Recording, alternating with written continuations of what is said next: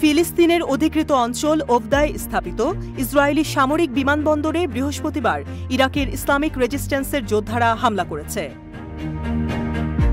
একটি সংক্ষিপ্ত বিবৃতিতে সংগঠনটি ওফদার ইসরায়েলি সামরিক ঘাঁটিতে বৃহস্পতিবার সন্ধ্যায় ড্রোন হামলার কথা স্বীকার করে।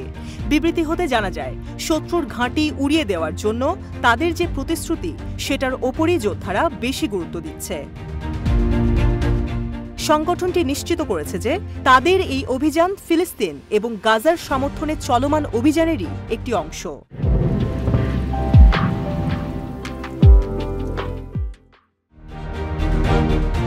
তারা আরও জানায়, ফিলিস্তিনের নিরস্ত্র নারী, শিশু এবং বয়োবৃদ্ধ সহ বেসামরিক নাগরিকদের বিরুদ্ধে দখলদার ইসরায়েল যে ভয়ঙ্কর গণহত্যা সংঘটিত করেছে তারই প্রতিক্রিয়া হিসেবে দাঁড়িয়েছে এই অভিযান।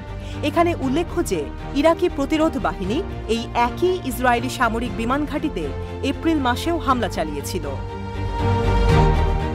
এই ঘটনার আগে বৃহস্পতিবার ইরাকের ইসলামিক রেজিস্ট্যান্সের যোদ্ধারা ইসরায়েল দখলকৃত অঞ্চল লক্ষ্য করে আরও 3টি অভিযান পরিচালনা করে।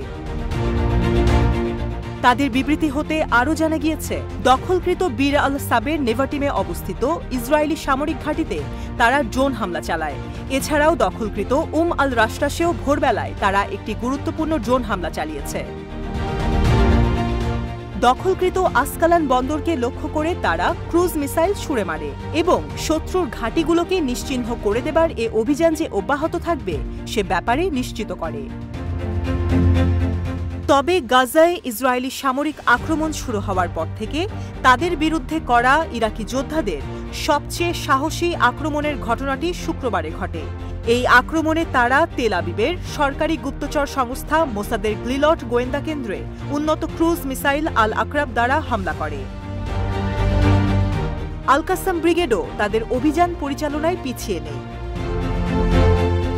গাজার আল সাবরা এর দক্ষিণ পূর্বে থাকা ইসরায়েলি সেনাবাহিনীর একটি D9 সামরিক বুলডোজারকে লক্ষ্য করে তারা হামলা করে। তারা একই সাথে গাজা শহরের আল জাইতুনের দক্ষিণে থাকা ইসরায়েলি বাহিনীর একটি জমায়েতকে লক্ষ্য করে মর্টার শেল দ্বারা বোমাবর্ষণ করে।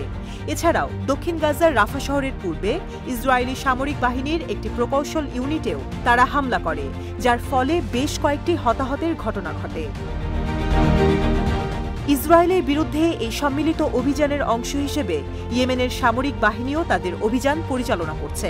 তারা এডেন উপসাগরে ইসরায়েলি জাহাজ MSC ডেগো এবং MSC জিনা এর বিরুদ্ধে একটি যৌথ সামরিক অভিযান পরিচালনা করেছে। তারা এই অভিযানে জাহাজ দুটির ওপর ব্যালিস্টিক ক্ষেপণাস্ত্র এবং ড্রোন ছুড়ে মেরে হামলা করে।